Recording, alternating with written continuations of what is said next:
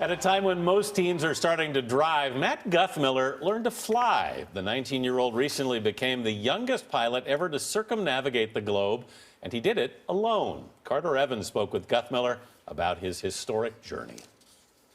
He flew 30,000 miles, making 23 stops in 15 countries on 5 continents. Along the way, South Dakota teenager Matt Guthmiller was treated like a rock star for his record-breaking flight. But he also heard what critics had to say. It's too risky, or, this is just some spoiled rich brat, going out and having a good time. What do you say to those people? Not much. It was certainly a lot of fun. I had a good time, but it was a lot of work, and, and I hope that what I did inspires other people to go out and do big things.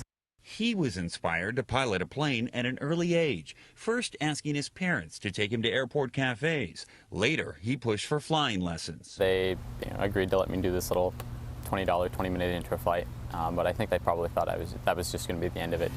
He soon made a deal to get more time in the cockpit. Things like a little arrangement, where I share a car with my dad throughout high school instead of having my own car. In exchange, I got to fly planes.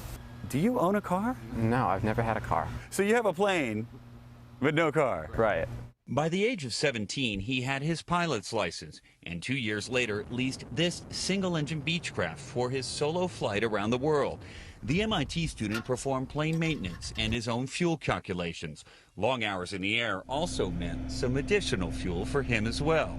How did you stay alert?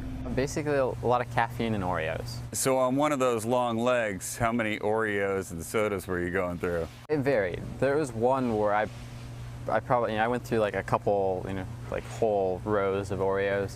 Flying into the clouds was both beautiful and dangerous. Air traffic controllers in other countries did not have the weather radar to help him navigate around thunderstorms. I have no idea, which clouds are just a little bit higher than where I'm at, and which ones, go up to 45,000 feet and will, break the plane apart.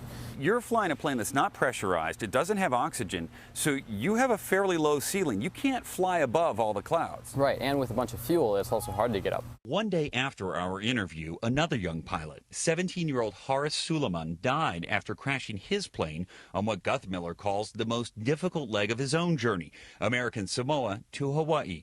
Guthmiller flew from the same airstrip as Suleiman and says the takeoff is technically challenging because of the heavy fuel load needed for the 16-hour stretch.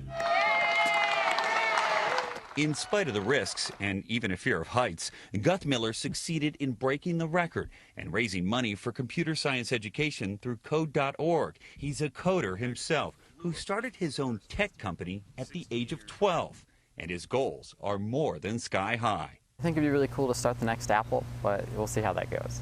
Aiming high, right? Yeah. I guess that's kind of how I look at everything. Shoot for the stars, you get somewhere good. For CBS This Morning, Carter Evans, Los Angeles.